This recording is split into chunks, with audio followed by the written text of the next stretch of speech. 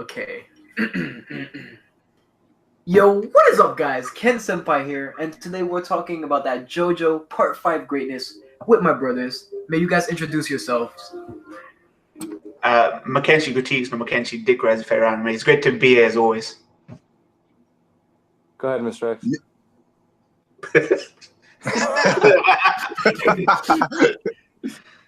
Mr. X Reacts. First time here. Thank you for having me, boys. Grease Lightning Reactions. Pleasure always, man. Oh man, it feels so good to be here with you guys, and we can just talk about the greatness of JoJo. What is JoJo? Currently, we're going to be talking about episodes 6 through 7 since we weren't able to talk about episode 6 before. So you're going to hear our thoughts, our opinions, and we'll describe our, beliefs on what will happen in the future, like episode 8, for example. Yeah. You guys have anything you want to start off with, like about episode 7 or episode 6?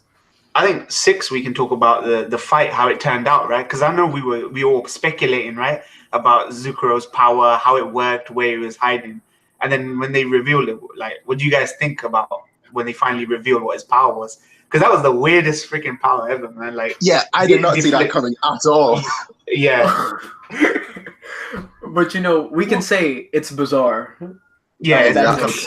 Bad joke. I'll stop. These famous jokes. Yeah. They're not as bad as Mr. X's jokes about Sunday the 18th or whatever it was. Ouch. Yeah.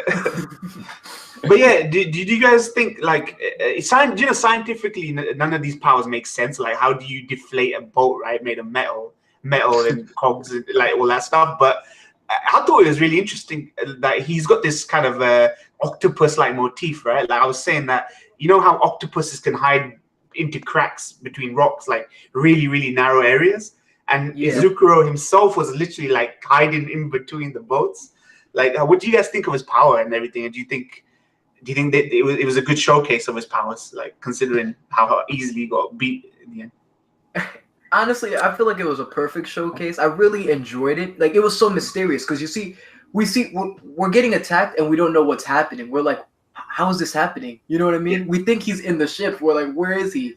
And we find out, like, wow, this is his ability. This is what he can do. Yeah.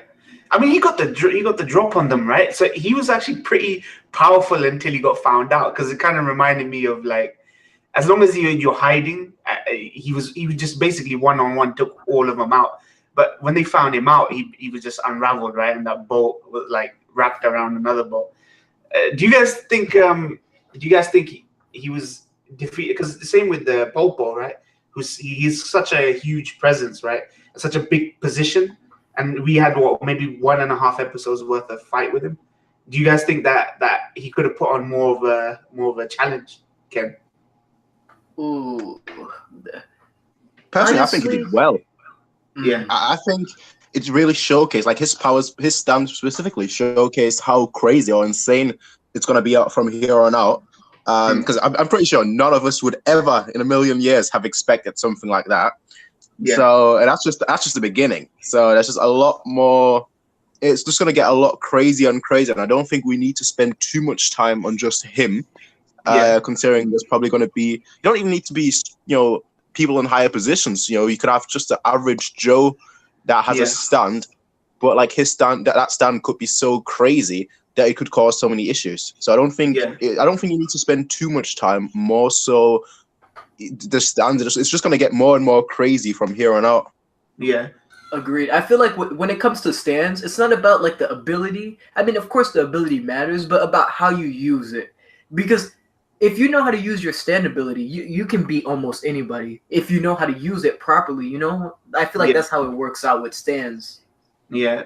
Would you think of Abakiyo's stand when they revealed it, with him being able to set a timer and him being able to, because that was the fight where they used like passive abilities. So combining Abakiyo's stand power with the Giorno's fly thing, like being attracted to him, they were using two non-lethal abilities to do that. Do you guys find that cool? Because I actually really found that cool, that episode. That for once we're actually seeing abilities being used that are passive, like, rather than offensive, like just tear shit up and hope for the best, right? Yeah, Abakio I Stem really. always like investigations, so Yeah. I mean, the whole thing with, I think it just worked out really perfectly because the fly itself served a couple purposes. Like it targeted the guy, whatever his name is. What's his name? Yeah, Zucchero. Yeah.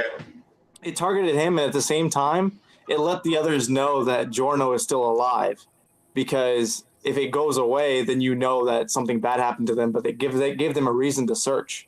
Yeah. Yeah, and I mean, I just like the design of Abakio's freaking stand in general. I think it's one of the more well thought out designs. If you look at the eyes being tape recorders and yeah. Yeah. I was half expecting to not like Abakio. I don't know why. Do you remember like they cliffhangered him at the end of 5, right? And for some reason, I didn't expect if they were going to do his backstory, I totally wasn't expecting them to do that backstory the way they did it with him, which actually like surprised me, man. Like, what do you think, like Ken? Like, were you surprised how much you enjoyed that? Yeah, honestly, I really enjoyed the backstory. It really set the mood and tone for his character. Yeah. And just like why he became a gang star and all of that. And I feel like a thing we may see like this season, like maybe next episode we'll get a backstory from Mista as well. Like as the characters go on, we'll get a backstory from them kind of thing. And I really would enjoy something like that, because I need to know what Mista, like his whole phobia for all of that, where it all, came from. Yeah. But with Abakio's backstory, I really liked it, because you see, the thing is, it's not only something that is, in the anime, but it's really going on in the real world. The police, the system is corrupt. Although, like, it's not all, like, I'm not going to say all cops are bad or anything like that. But when you see Abakio, he's taking money from gangsters and whatnot. He's overlooking things, salutary neglect, just in order to make a living, because he knows that justice isn't prevailing. That even if he does good, he arrests this guy, he's going to come out the next day. I really liked it. Really emotional. Yeah. Do you guys find these characters more uncomfortable than some of the other main characters in previous ones? Because obviously we're going to talk about like 7 later, but they're slightly uncomfortable, like really rough around the edges. Like they're almost very bipolar, right? Like they're really heroic, really great when they need to be, but they're pretty savage themselves, man. Like the way they kill people. The way I see it really is that they are the Jotaro, and the main character this time is the Koichi in a way. Oh wow! All right, that's a pretty good spin on it. Yeah. Explain. Well, they all have this. They all have this rough attitude. This, we're here to cause mayhem, kind of. But deep down, that they're actually good people. That they have the morals. That they have the principles, which was very similar to Jotaro. And then you have Giorno, who's kind of like, I'm not really, whatever, kind of, whatever, kind of, okay, cool. And that kind of, it's just a little bit of a contrast, like the other, I guess the word I want to use is battle-hardened gangsters. We're still trying to figure out, like people are saying, like, at least from our perspective, we're trying to figure out why Abakio took Bruno's proposition, right? When Bruno approached him in the rain, right? Like when he was drunk and stuff. Like there's still more to be told about these characters, which I think is interesting, because he obviously, I guess he feels not regretful in a way. He looks all like sad and broken and shit, but he decided to go even further deeper down into the criminal life, right? He wasn't just a cop taking bribes anymore. Now he's like he was working under Bruno, under Popo. So it's interesting why he decides to take that path, right? Like fully commit to the criminal lifestyle. So I think that might be interesting to see. I do feel though, like Bruno, even though like Abakio decides to join them, I feel like Bruno is way better than the cops in this, like, and even better than most gangsters. Like he kind of gives off a vibe like he's someone who really cares for people, and he's a good man. So I feel like maybe that could be a reason why Abakio chose to join Bruno, because of his reputation, how people love him, as well as the fact that he's not like all these criminals out here. He's not the same as them. Yeah. Do you think it's weird, like how these guys all got to get like these personalities, Mr. Narancia, Fugo?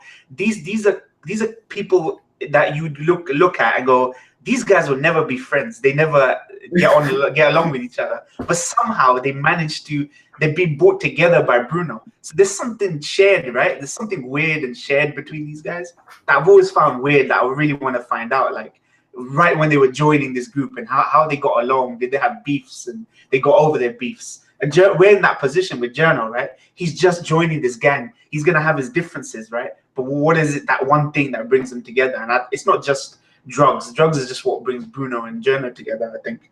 And, you know, Greece, like, this is the first time you're here. Who do you like the most from that group, this group? I mean, are you including Giorno in this? No Giorno. Just like, No Giorno? Yeah. Okay. I'd say Bucciarati in general has been my favorite so far. So yeah. Because the one thing is he just surprised me early on, because I didn't think he'd be a recurring character when he was first introduced. You thought he'd be gone like Leaky Eye Luke or something like that. Or... Yeah, because even Leaky Eye, it seemed like he might be like, you know, in JoJo's it's always a joke because, you know, the dude who's super well designed and it looks like a thug is probably a thug, right? Yeah. Yeah, so I just thought, you know, it's one and done. Let's move forward. I figured that Koichi would be spun into the story really early on and he might be like a sidekick in this part. But it just surprised me that Bruno just became this figure that had so much influence over everything. And it almost seemed a little sudden that Bruno and Giorno kind of got together, and all of a sudden, like, I didn't really peg Bruno as someone who would go against the other authority, but he just kind of surprised me when he did. Yeah. I mean, it's weird because I agree with what you're saying. Like, I didn't expect these minor characters to be so memorable. Like, people are actually quite surprised. I don't know if they're like that with you, Prince or Ken, but like, they're so memorable. Like, do you remember how Stardust Crusaders were like Monster of the Week? But we remember all the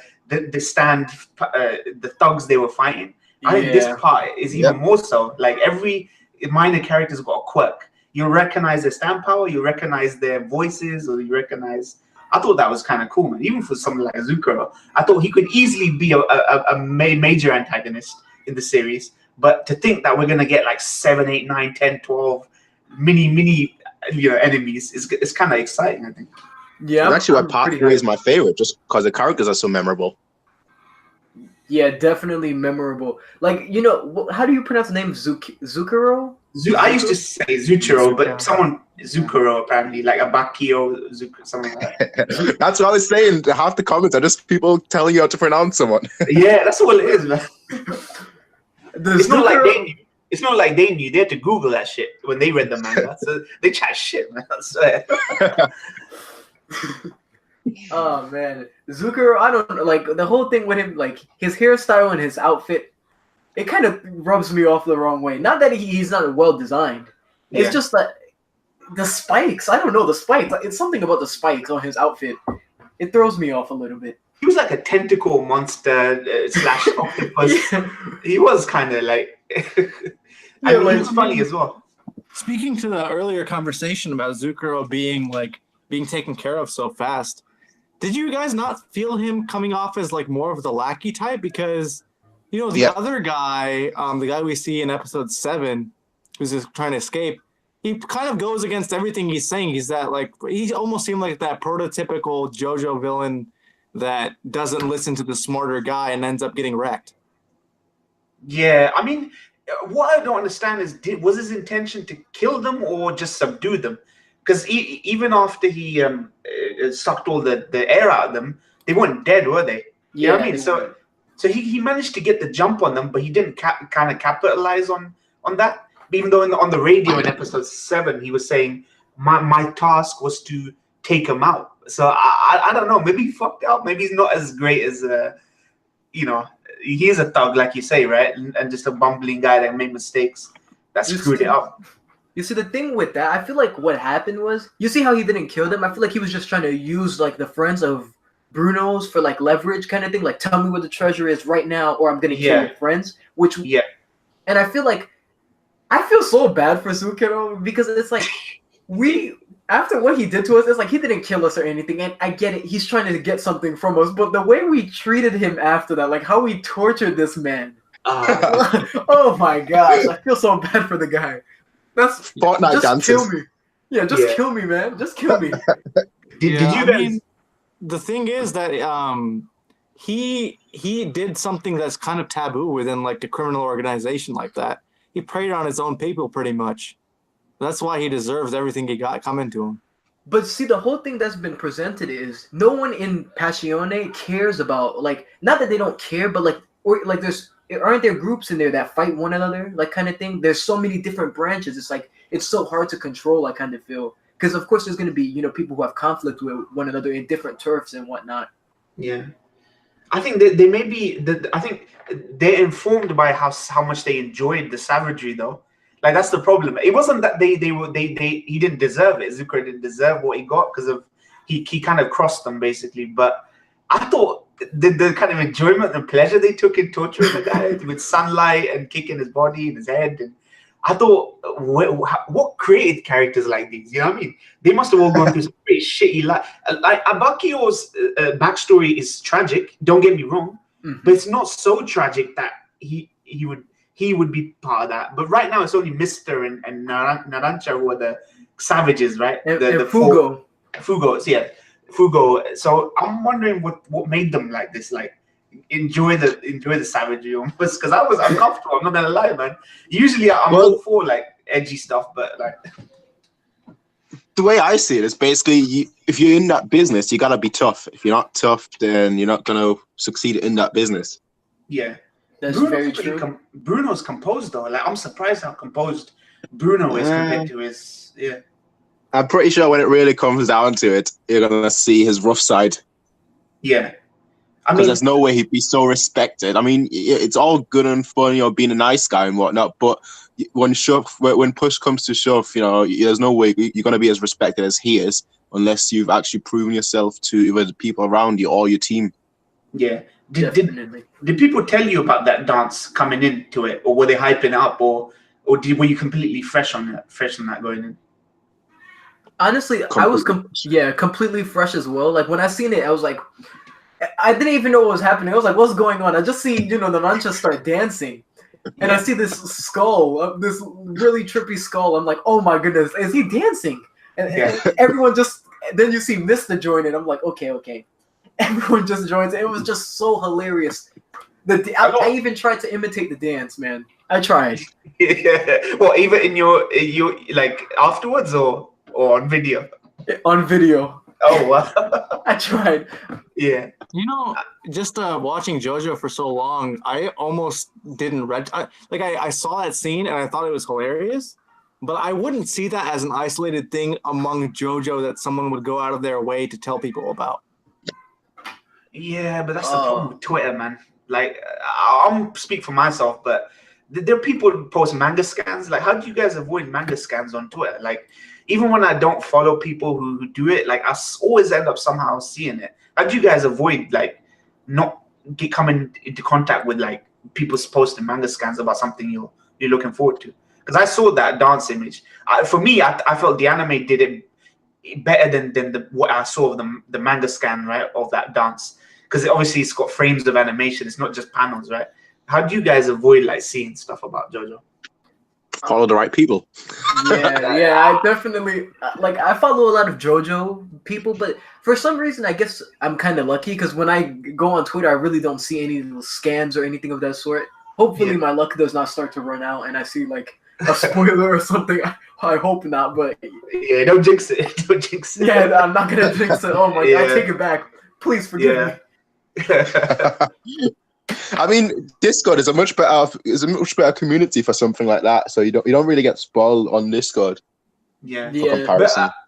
But, Greece is right though. Like if someone hadn't have pointed out, like made it matter of fact that dance is a big thing, you never think it was anything out of the ordinary in a JoJo, like the whole cherry on the tongue for Kakuin, right? That's just part and parcel with the bizarreness of JoJo, right? But when people make an effort to point out, look, this is going to be a dance, this is going to be a quirk, this is going to be this, then it's kind of like hard not to avoid like the hype for that, right? So, but no, in any other part, this would have been like normal. It just would have been like background noise, right? A dance area or some just bizarre another funny thing that they did. Yeah. Yeah, exactly. Here's another JoJo reference. That's what everyone says. Yeah, another meme. I seen this one comment from one of my subscribers. They were like, "It's been 20 years since like they've been waiting for this dance." And just seeing like how JoJo has been running for this long, and it's been 20 years they've been waiting for this. I'm happy that people can see the dance get animated and enjoy part 5. They were waiting for it in their diapers. Like what? I don't know his age, but he was pretty happy, and I'm happy for him. Yeah. They were looking forward to it though, yeah. And a lot of them said it was actually better. Like it was a much better done in the anime than it was the manga. Like it exceeded their expectations, which is good. I mean, in a static way, like how would like the manga be better anyway? You know what I mean? Like the music and the visuals and the motion would really for a dance. Yeah, definitely. Because you see. I mean, I'm gonna have to disagree with you lot just because I feel like I've read too many music manga and too many just manga that involve motions and that then didn't really get translated well into the anime form. So I'm gonna be the dissenting voice here because I actually disagree. I think a manga can do it really well, but it needs to spend a lot of time on it, which most of the time it doesn't have. Yeah. And one thing I think people sleep on for JoJo, which I've noticed in this part particularly, is sound design for JoJo. Oh, that's one thing. Yeah. Yeah, like So sorry for cutting you off. No, you go ahead. Because when I hear Abakio stand, the noises, the sound effects, and just the sound effects that happen in general, they're so punchy and visceral. There's something about JoJo's sound effects that kind of heighten what's going on screen, right? So I think people sleep on that a lot. I think the best sound design I've heard in a show is definitely from JoJo in the last few years. And part 3 was the same, and part 4 was like to a lesser extent. Yeah, I definitely agree. The only thing people keep talking about is Aura and Muda, and that's really it. But besides like everything else, nobody really cares. It seems like nobody really cares. Yeah. Which is a shame. Yeah, we can create new memes now. Thanks to the anime, we're able to create not just like memes out of manga scans, but we can now create these new memes out of clips or stuff like that. So it gives a new life to these things that people are looking forward to, or creates even more kind of memes and jokes out of it. I think so. I definitely agree with you there with the sounds though, because every time I'm watching, I have to point something out because you can literally hear the clashing of the sword or just the armor and all of that. It's beautiful. I love the sounds. David Productions always does a great job, honestly. Yeah. Honestly, amazing. Like just how much effort they put into the series. Like, I love it. Yeah. You see a studio that cares about their, anime, their manga, and not trying to throw shade to Studio Period. You can learn a couple things. They can. Things. But do they deserve it over like one? Well, I don't know how many animes you think they've done wrong, right? But TG was the one we were talking about. Yeah. Or even Naruto, even Boruto, even those ones. Yeah, it's like to me, I feel like if you can mess up one series that badly, I don't even want to look at the rest. Yeah. What did you guys think of Mr. Stan though? Sex Pistols. I like it. 6 bullets. 6 bullets. Bro, the names they give, man. Oh man. It's honestly the most. I want to say powerful, but perhaps that's the wrong word to use. But probably the most lethal stand I've seen so far. I think. Because bullets, it's JoJo, so bullets you almost want to say they don't really matter, but a bullet is a bullet at the end of the day, and if you can deflect a bullet, or if somebody's hiding behind a house or something, you can deflect the bullet through numerous ways to still hit them. Mm-hmm. That's lethal. Sorry. What about Hull Horse from like Hull Horse? That was pretty lethal as well. The pistol. Yeah, Hull Horse was as well, but I feel like he could do this with pretty much anything, right? Any item or object, right? That he could get his stands to manipulate them. Like I guess a projectile. He could it's like Bullseye, right? And Daredevil, and throw something. Yeah. Make it go basically anywhere he wants, right? Pencil. That's definitely what I thought about. Like just And honestly, I really love the design. If I didn't mention it, like they're so cute, man. You got these like little They're six. cute. They're so Yeah. adorable. They They're are so cute. adorable. Yo, People were telling me that 3 gives 5 shit of his bullets like stands because 5 was gonna be 4 originally if it wasn't for the fact that he wasn't so that was kind of jokes, right? Giving 5 shit, that's kind of cute, right? No, I remember looking maybe at the it. actions, not the design though. Oh yeah, I don't know, man. I like the design. Yeah, I mean actions designs. I put it both together. Like when you just see like 3 just hit 5, I was like, oh my goodness. Like why would you do that? I was sticking up for 5 because I feel bad. Stop messing with 5. It reminded me of Shigechi's harvest power, where he was going to send them to pick up coins off the street, like coins and change off the street. It's kind of reminded me of those little minion type characters. So they are kind of cute, right? It's like minions. Like I think maybe that's the best parallel you can make to them, right? They're like just minions. So. And it kind of leaves a question in mind because we do know let's say Mr. shoots off 1 bullet, and since it only has 1 stand out of the 6, the bullet goes in one direction. So depending on how many shots Mr. shoots, it can allow the stands to guide the bullet. I'm assuming that's how it kind of works. Yeah, they kind of they push it away, right? They manipulate it as it's moving. But this is the first time I've seen a stand be sentient, right? Like you're basically having banter back and forth between, like a pet almost. As far as if you can correct me if I'm wrong, but I always thought that the stands were like whatever the guy wanted to do, the stand does. But this one, he's having to feed them, negotiate with them, treat them good so they act correctly. This is the first time I think we've seen a stand like that, where it's like a sentient thing, right, that acts independently of the user, right? So I thought that was interesting. Like, yeah, definitely. Just when it's like I don't remember. Maybe I'm off. Maybe we have seen more like this. But when I've seen just like the feeding, like he had to give them food. When Mister just pulls out the table and he's eating, and then he's like, "It's my lunchtime." I'm like, "What? Really? It's your lunchtime?" They're right there, man. They're right there. It's your lunchtime. And then he starts feeding his stand. I was like, "Wait, what? They have to eat." I really like that. I hope they do add more to stands like this because I always thought to myself, man, what if Star Platinum could like just talk or just do something to I would always wanted something like that. Do you guys think that because he he's like a gunslinger type character, right? I was noticing this that Araki's a fan of what's his name, Clint Eastwood, right? Western films, like even Jotaro's like a Clint Eastwood.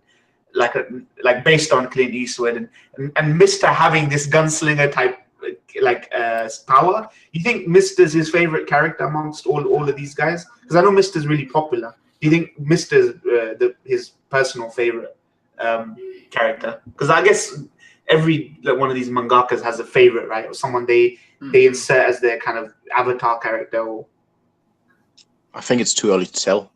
Frankly, I think it's way too early to tell. Like you look at, for example, the clear favorite in part 3, which was Polnareff. Where he basically was the main character in a way. You wouldn't even be able to tell that like in the first 5 to 10 episodes. So I think it might be too early to tell who his favorite is. Yeah, I wouldn't even say that the way he treats them is indicative of who he likes the most. Because apparently they released, I don't know when it was, last year, someone tweeted that Araki's top 10 favorite characters or top 10, and he had Shigechi in there. He had what's his name? Like I always thought that Rohan from part 4 was like an insert character for Araki. How cultured he is, how much knowledge he has, and this is like an avatar character for Araki. I always feel as though in this part maybe he has an avatar character or someone he really relates to, or someone he's injected a bit of himself into. So cuisine and all that, salami and Italian food and all that. Maybe Mista might be that guy, but it's still too early to tell. Yeah, definitely. I can see what you're pointing at. Yeah. I feel like maybe as the episodes progress, like of course, a few more episodes from now, we can decide that depending on the backstory Mista gets and all that. I feel like we can definitely decide. Yeah. Hopefully Mista does get a flashback though. I really want to learn about him. Like it's the thing with Mista that I really like. I like him so much. You know what I mean? It's like we just met him how many episodes? 2 episodes ago, and he's so just like his I mean, I like all the characters though. The whole gang, I love them. You know, it's like we just meet them, and it's like, wow, we're family. You know, I really like that. And just thinking about all the episodes to come, supposedly 39 episodes, and we're just going to be seeing them through this journey. Yeah, it's incredible. Yeah, he's got the best design. Yeah, yes. The little helmet he has just looks pretty cool. He looks like a sharpshooter. Yeah, he does. Yeah. The hatch work on his outfit is really cool as well. I don't know what it is. Why? Like, if you go down to the nitty gritty, what it is about his design that's so good. But I don't know. I like he's wearing like a little do rag, you know, with the side flaps, right? That when you wear those like winter hats, right? That come down. I don't know what it is about his design that's so like appealing compared to the others. But there's something about it that's kind of cool, I think. But yeah, like you say, Ken, like next episode is likely we'll get his backstory, hopefully, because he's being drawn away in that truck, right? So he's gonna have, I guess, a solo fight with whoever's on the truck, the stand user. Well, you guys actually think it's him in the truck? Nope. No, definitely not. Definitely not. I feel they're drawing him towards a battleground or something like that. I took a close look at it, and he's wearing the guy who was in the booth with calling the ferry. He was wearing like, maybe this is minor, but there was a color difference in the undershirt that the guy in the truck was wearing. His hair was different unless it was pulled up, and the shirt that he was wearing showed off like his stomach, and it wouldn't have shown on the bottom of his shirt in the truck. Yeah. Do you think that's and to add to that, the bloodstains didn't match up. There was like bloodstains at the door and bloodstains near the truck, but there was no bloodstains from the door to the truck. Yeah. Honestly, I feel like Mista, like that was kind of a bad call on his end, pushing towards the end, because if you look at Mista's stand, he has to be mid-range, you know, kind of thing. Like I feel like with Mista, if he ever fought someone with like a close combat stand, he would lose. He might even end up losing his life because 6 shots, and you know, like depending on how you move guide the bullets, someone could attack you in that amount of time. So for him to get, you know, close to the enemy like that was a bit, you know, of a risk to take, and especially you don't know the enemy's ability. Yeah, and he's to be fair to him, he knows that Giorno is next, like pretty much right around the corner. So all he has to really do is stall. But Giorno, it was like he was jogging. He was jogging. It was like, yo, why is he not here yet?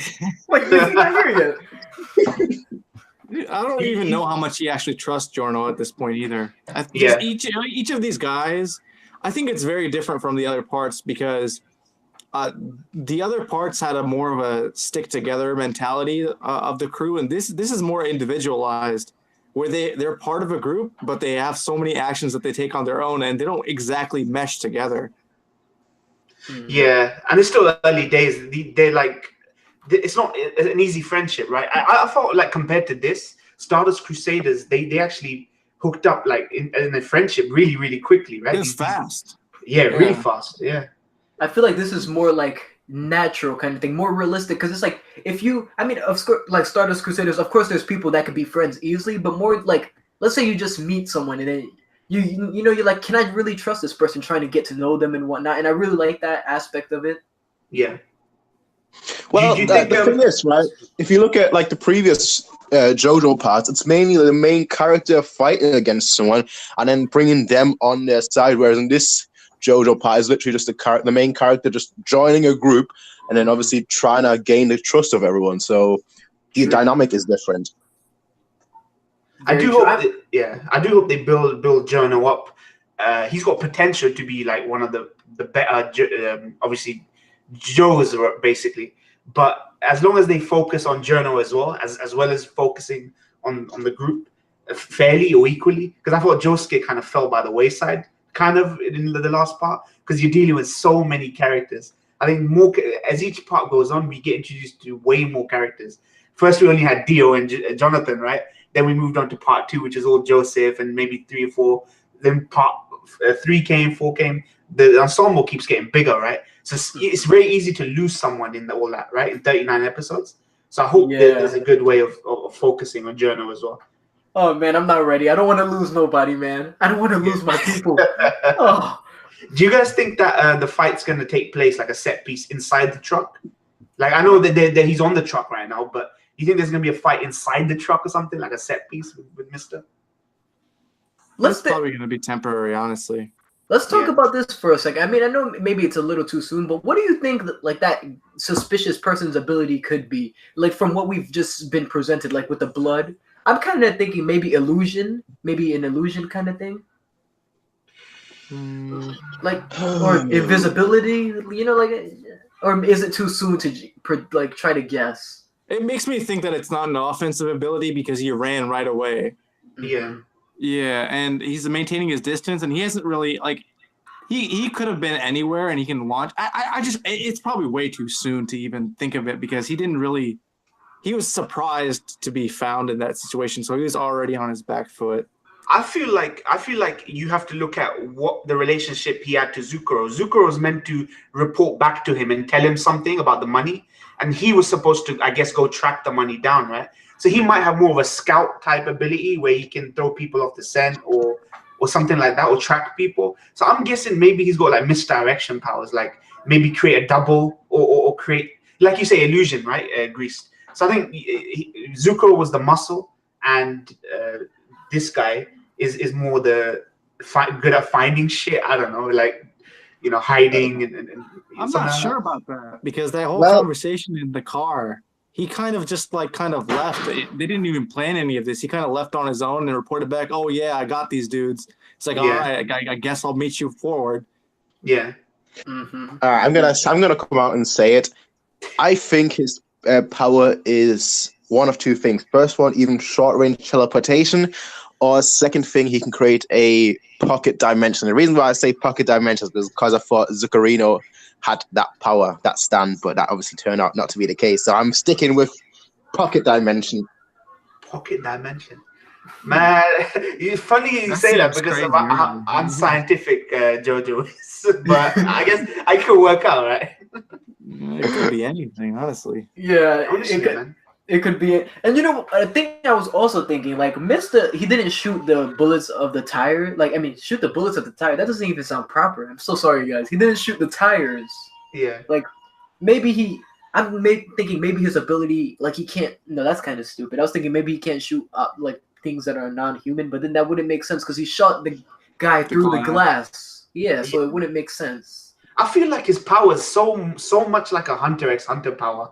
There's a limitation to it, right? It's very powerful, but there's always some downside. So maybe he didn't shoot because he's trying to conserve his bullets, like the manipulation that he can do to his bullets. Maybe. Oh, that's a good one. So maybe like when he shoots a certain amount of bullets, they get tired, kind of thing. Because they have shown to be like a personality. They have personalities and whatnot. Yeah. I kind of wonder if they'll ever rebel against him. You know, like maybe they don't listen when he needs them to. Oh, that would be terrible. Like he just shoots it and they come right back at him. Like, no way.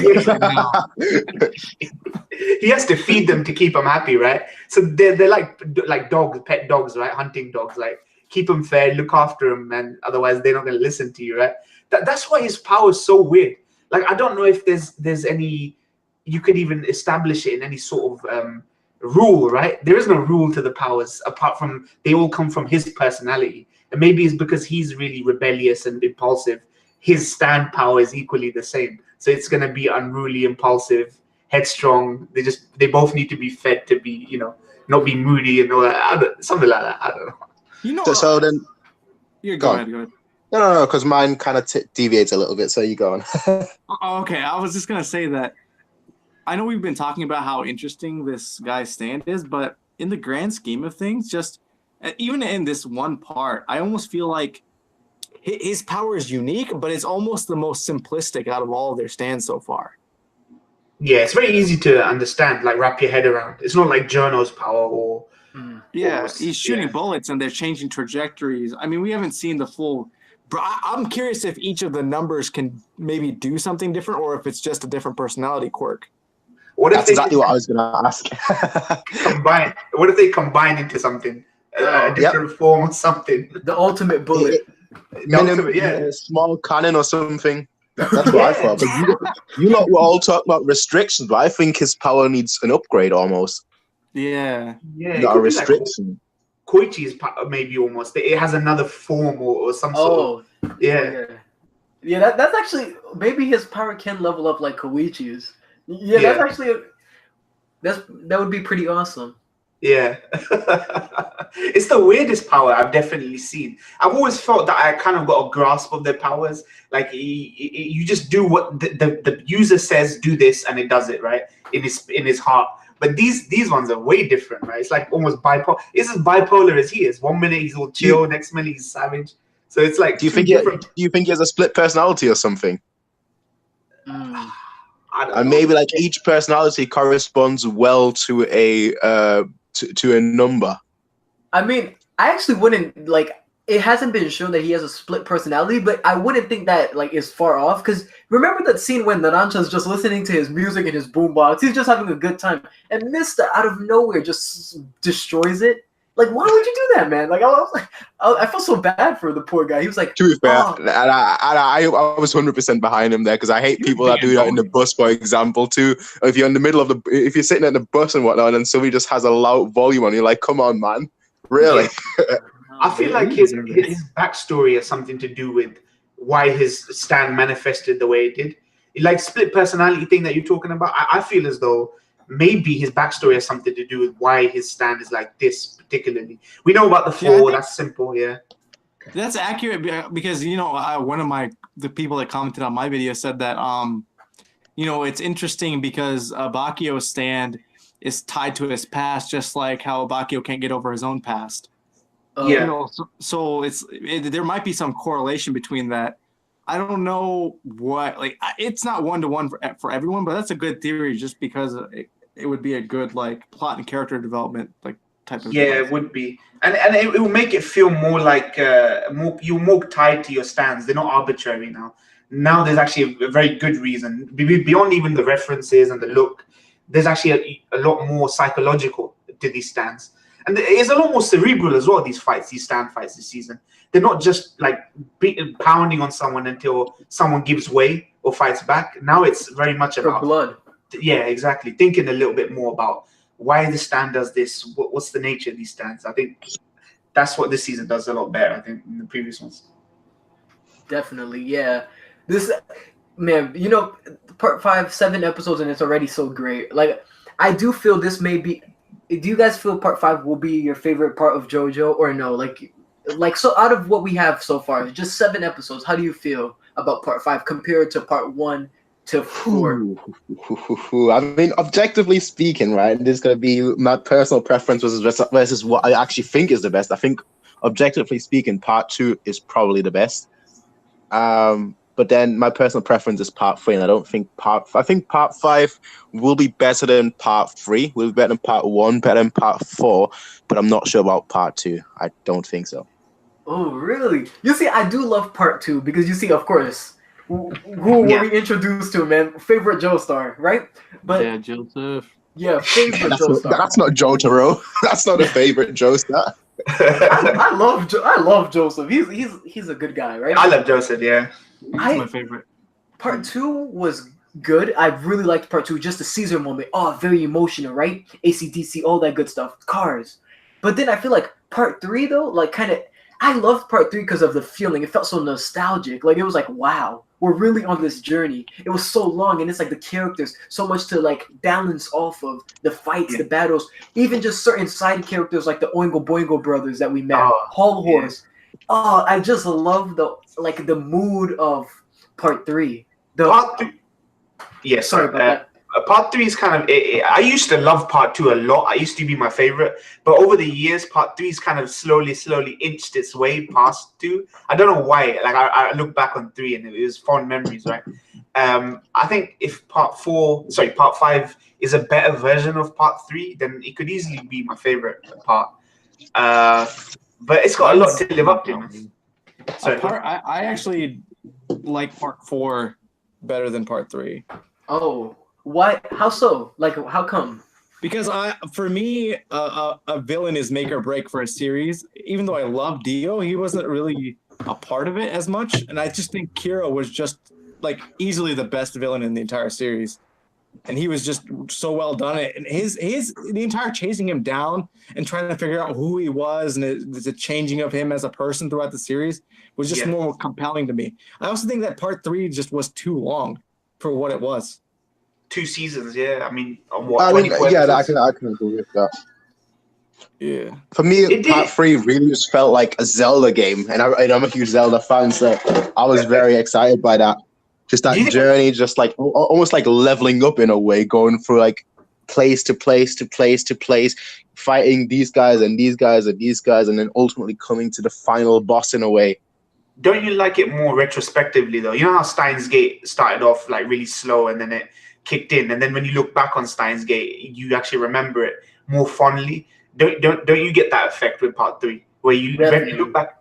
Yeah, I get that. I hated this first season. Well, I didn't hate it, but I hated a lot of it because it dragged.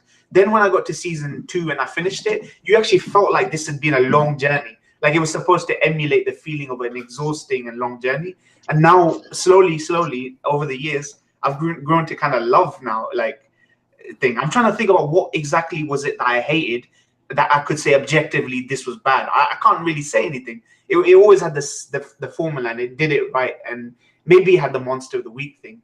But now we want that almost from this part, like a better version of part 3. And I think if this becomes our favorite part, then 3 did something. You know what I mean? It set the seeds for that. Yeah. 3 is unique. The thing is that it's like really picking apart like something that you really love.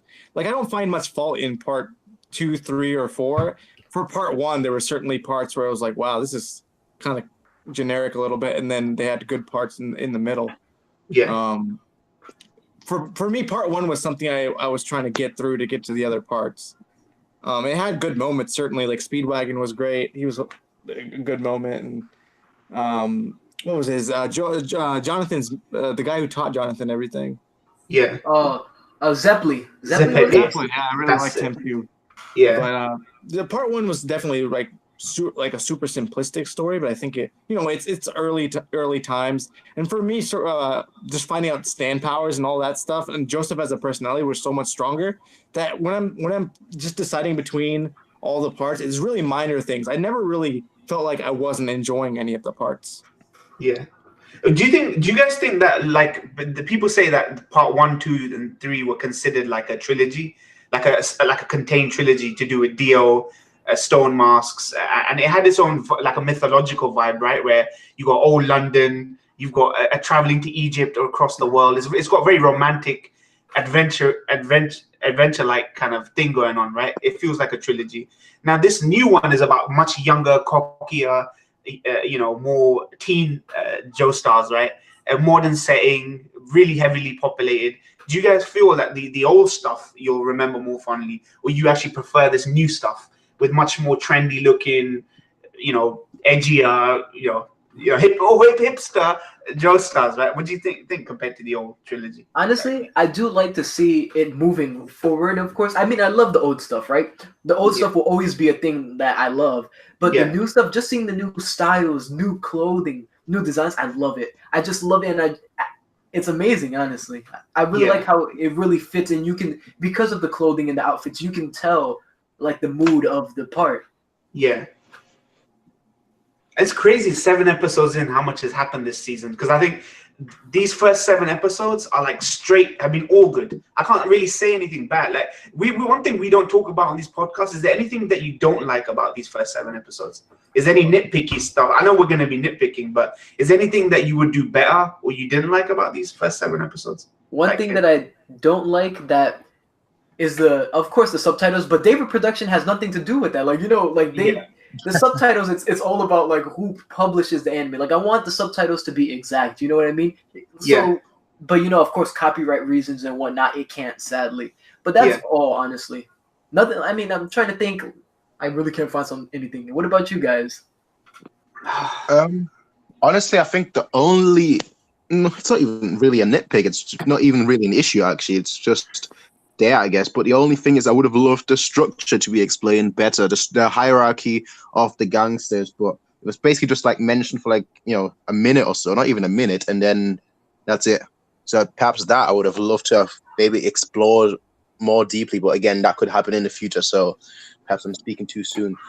Yeah, I mean, part four didn't. I felt part four kind of missed the mark on world building. I know Mori was a stationary town and it's populated with fascinating, interesting characters. I think the world building was decent, semi decent. We had those side episodes where Cinderella's and the barber woman and all that. So it did fill out that world, but then it kind of lost that when it was like full steam ahead towards the end. I feel as though you're right in a way. They do need to build up this world a bit more, like the hierarchy, the relationship that these factions have.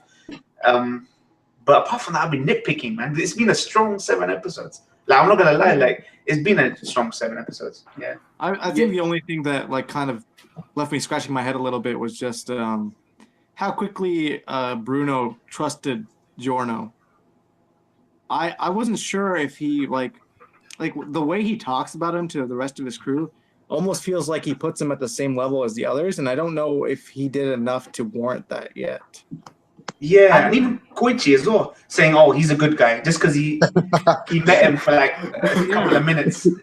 But I feel like it's his personality. You know how they kind of have zodiac signs and whatnot, and like how people like the aura that people give, you can like them and whatnot. But I feel like when it goes to Bruno, I kind of look at it like this, right?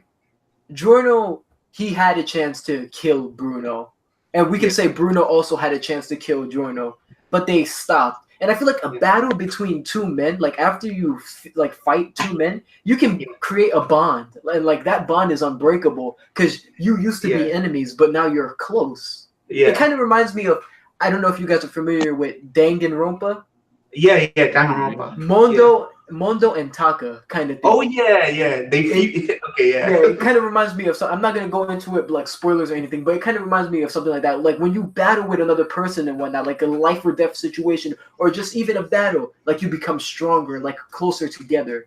If you can, man up and respect one another's beliefs after. You kind of understand each other in the heart of battle, right? That's like a very shonen thing, like Naruto, Sasuke, like no words needed, right? You just trade blows and you understand one another, right? It is kind of like that. But one thing I'll be wondering is that you know how Stan users are drawn to each other. Like I don't understand. What does that mean? Does that mean like you want to walk down a road, like you want to walk down this alleyway for no reason?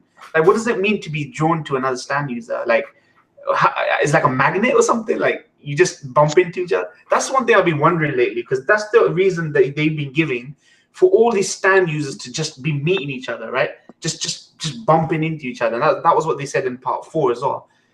What is it? Like, the way I understand it, it's just like almost like a causality thing, where if you ever stand and somebody else has a stand, you're gonna automatically just get close.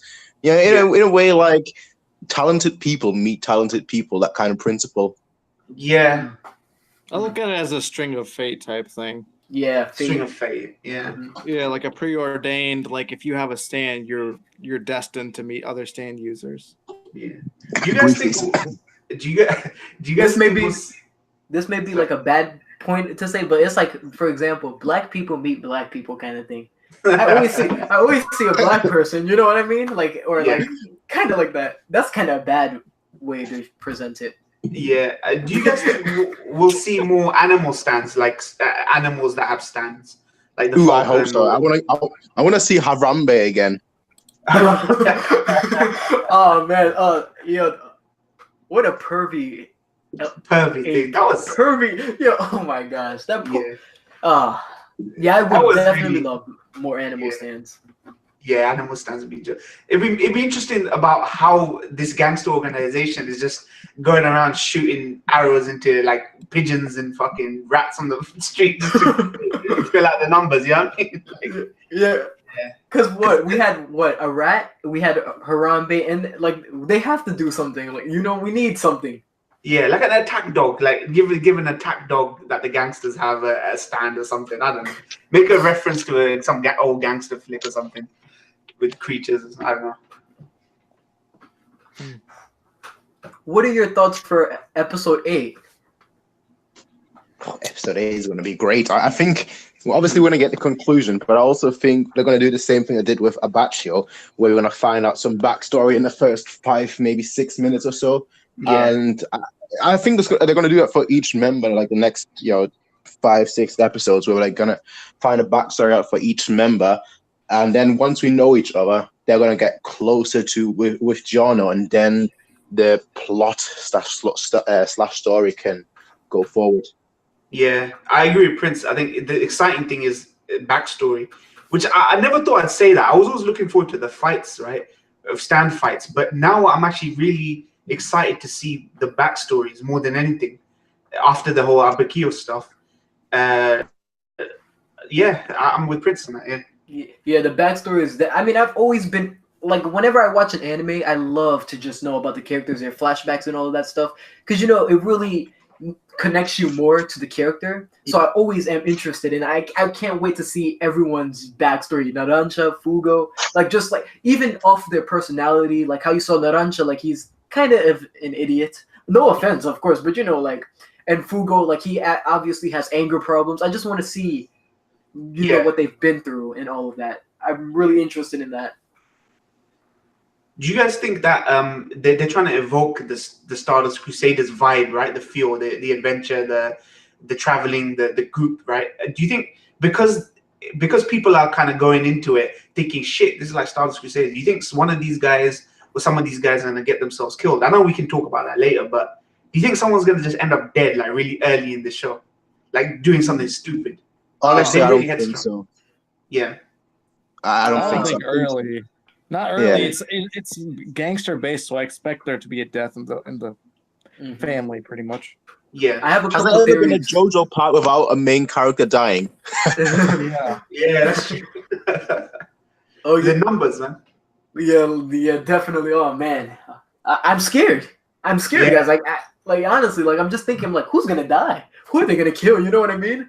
And but do you think that would undercut your your reaction? Because half of you is kind of expecting it. Like maybe you'd go the whole season without nobody dying, but something else in its place happening. Yeah. Is equally like. Yeah, I actually think I know I said that in every JoJo part somebody has died, but I don't actually think someone is going to die in this one. And the reason for that is that I think this one is going to go a more lore-based route, and I don't know why I've got that feeling just because of a Batshield's flashback. But I feel like this is going to take a much more lore-based route, and the characters aren't going to die, but they may end up in prison. Prison. Oh, that's pretty interesting, because you see, then it adds like the effect that they're not dead, but they're in prison, so they can't really enjoy life to the fullest, kind of thing. Yeah. How many people in anime end up going to prison and staying there? None. That's true. Even Joe, even if she, without going too much into it, but yeah, like even those characters. Yeah. Honestly, I feel like with the whole death thing, even though we know a character may die, I feel like the whole thing with it is the shock value, because we don't know how it's gonna happen. Let's just say, let's say Fugo just trips and dies or something like that. We're gonna be like, what? He just died? He tripped? You know what I mean? It's more about like we don't really know how it's gonna happen, and I feel like that, like seeing it when it happens and how it occurs, what actions lead to it will really lead, like change the reaction up more than just like, oh, we knew this, but still it didn't happen the way we thought it would happen.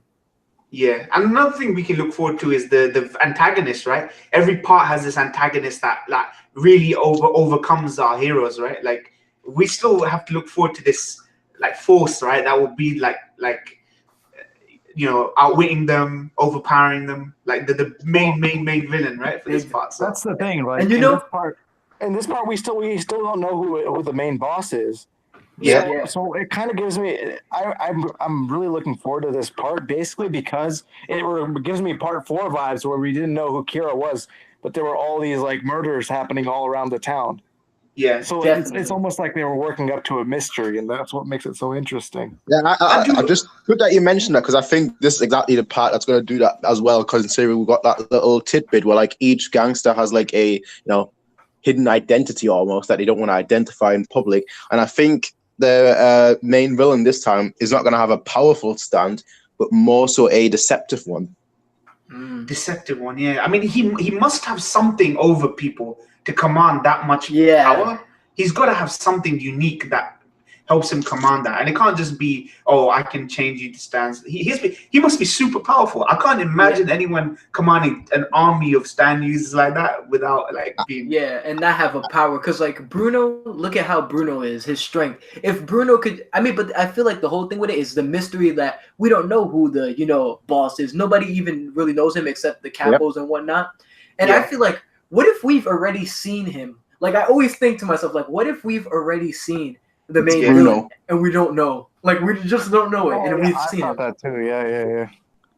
What if he's just among them? Like, exactly. Like, he's just among them, and we just. What if it's Narancia? Like, I'm just like just making shit out right now. But what if it's some guy like that's just the bed boss and shit? I think that's something that more people should like. The series that are like trying to identify someone. I had the same thought when I was watching the last episode when they were trying to find the guy on the pier. Yeah. When they were scanning with the binoculars, I was really hoping that he would just show up in the binoculars, but it'd be like a dramatic irony moment where they don't know what he looks like, but we do. Yeah. And nothing like that ever happens. But that's why I think the season's going to take much more of a detective / investigative tone. That's why I don't think the main villain will have like a powerful stand, but more so a deceptive one. Maybe create, I don't know, spawn 100 people. We were talking about this, I think it was the podcast before last, but when people manifest a stand right through arrows, it's all random. There's no accounting for the fact about what power someone will manifest, right? But the fact that this head boss has gone so long, changing so many people, and no one's manifested a power that could really contend with this guy or his power, like it's interesting, right? Like if you're gonna go around changing people like that, one of them is gonna get a power that can like is your weakness almost, like in a traditional way, right? So it's weird. Like I want to know who this guy is more than anything. I think even more than like Kira from Part 4. I want to. His identity itself is the big thing, right? Just knowing what his power is the big thing. It's like Dio, right? What is Dio's power? And like how many people had to die to find out what Dio's power was? I think now it's even better than that. First, you got to find out who he is, what his stand power is. Then you got to figure out how it works and how the hell like he's got an army between him and them, right? So yeah, honestly, I can't wait to see it. I feel like the whole thing here is if we did see him, I feel like we would have noticed because I feel like the main villain, he has to have some unique design. Like just like Kira, he has to have like some type of design that because I don't know, like I don't remember, but I believe Kira was shown in Part 4, like in previous episodes before we even knew who he was. Yeah, he was. He was crossing the street or something. Yeah, he was. So he was shown store or something. Yeah. Yeah. So he has to have like a unique design. Like I'm literally every episode, I'm looking every millisecond to see someone unique. Like just scrolling through, like where is he? You know what I mean? I'm just looking for him. Watch them troll you, and he looks very generic. Honestly, I'm thinking, what if it's a big troll at like the one at top? Like you remember in JoJo? What was the one? Like the sun guy? How he had like we thought it was this strong ability, Part 3, but he had all it was like a mirror or something like that. Yeah, and he was like a nerd, like sitting behind a computer or something. I forgot what it was, a desk or something.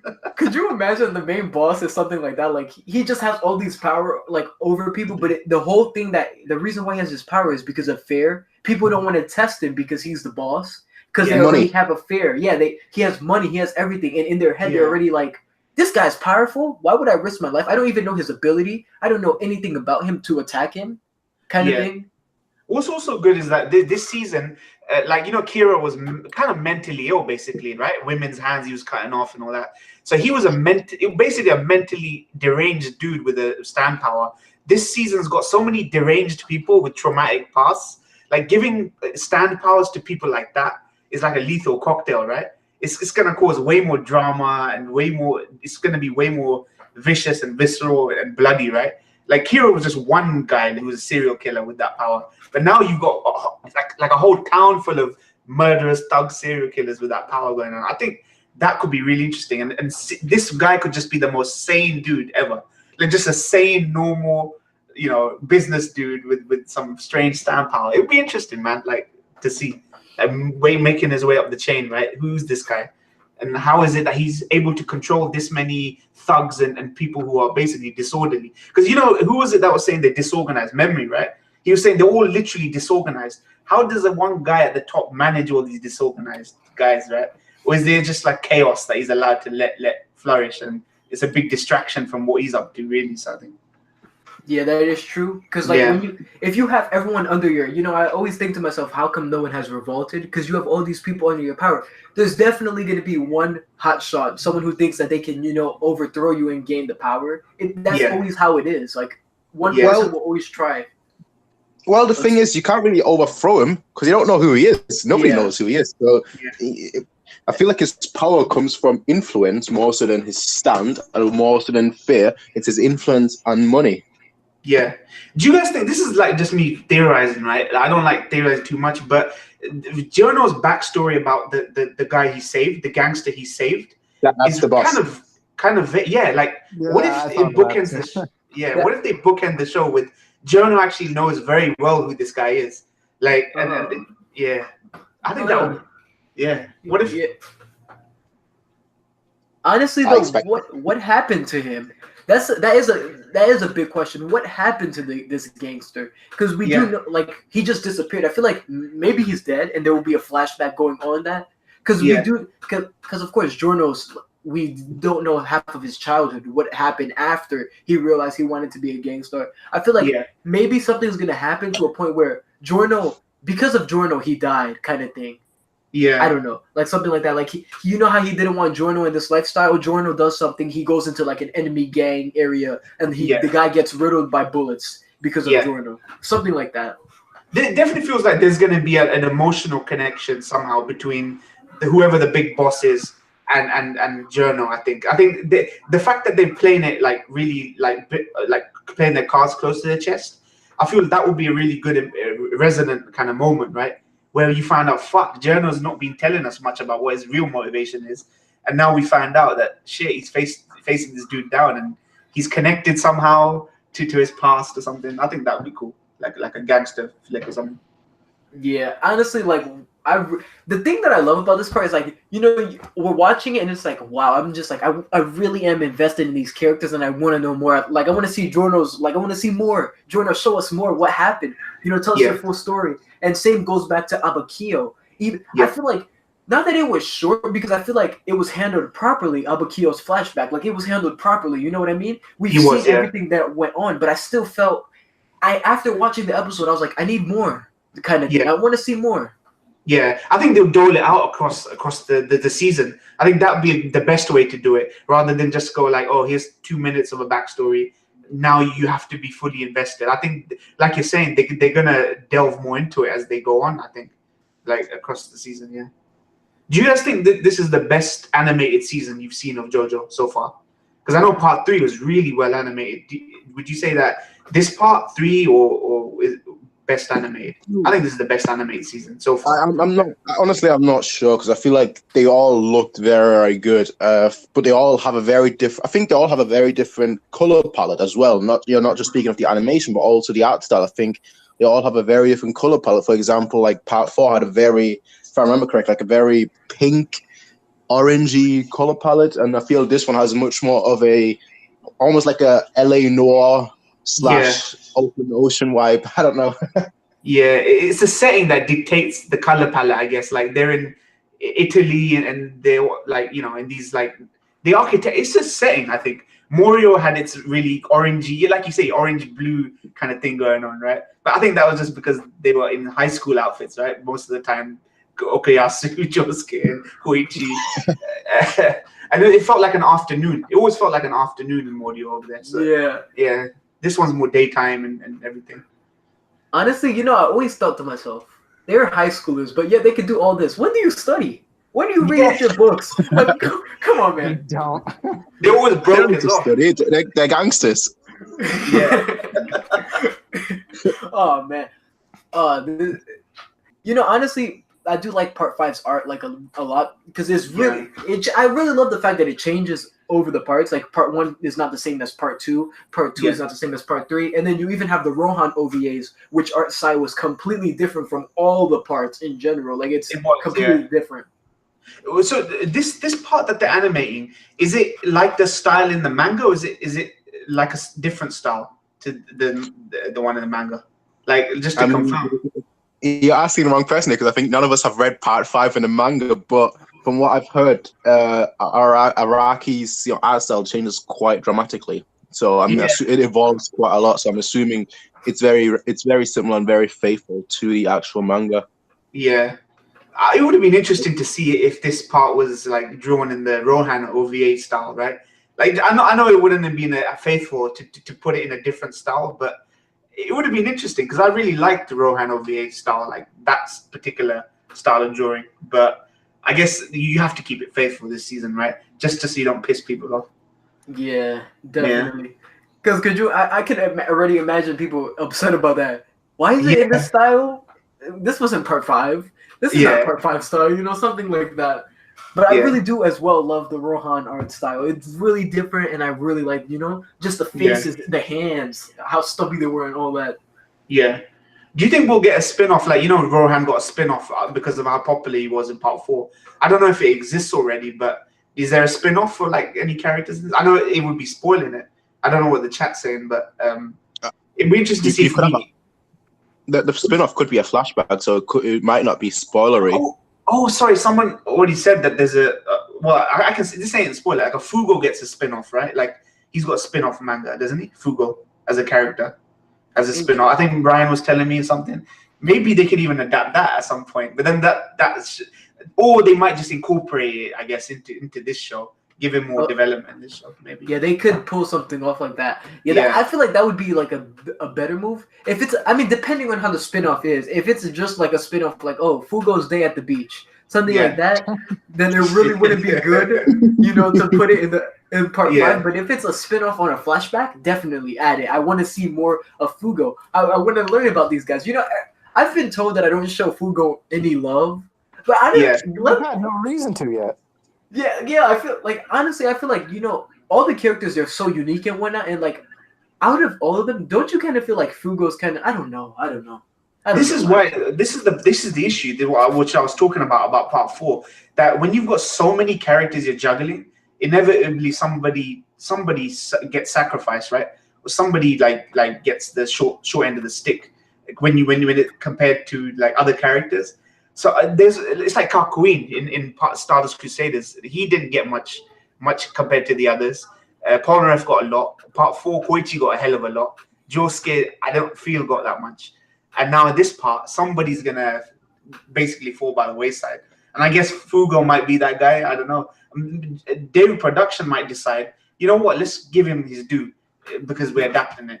Because Abakio's backstory doesn't come till later, I was told. Someone told me that Abakio's backstory like this doesn't come till much later in the manga. So they are changing things around. So it'll be interesting to see if they do that with Fugo. So yeah, I actually did hear that David Production there's certain scenes that they're changing up for like to make the anime like more understandable and better for like the anime onlys, and I really respect that as well, because just the fact it really shows you like the love they have for this series and how they're giving it their all. The fact that they would go into adding certain scenes or even just changing stuff, like changing something in the animation or fixing certain scenes. Like, I heard they've been actually doing a lot. Like, it's really you have to give respect.